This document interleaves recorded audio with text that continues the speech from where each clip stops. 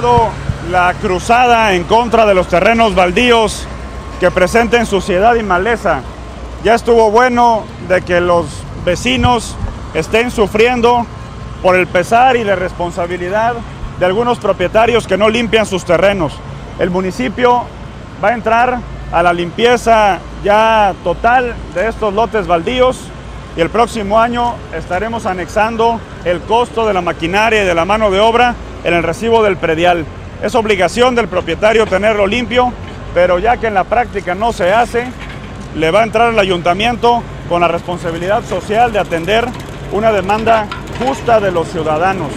Estos terrenos resultan ser focos de infección y por lo tanto eso lo vamos a evitar y eliminar.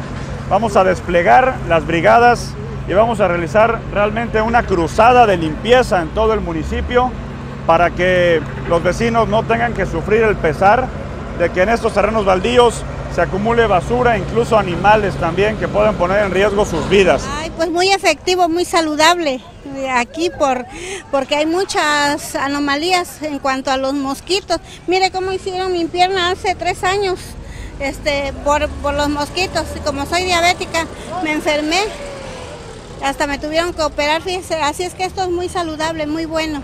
Bueno, beneficia en muchas cosas, en que no hay ratas, que no hay insectos, que estamos mejor así, respirando mejor.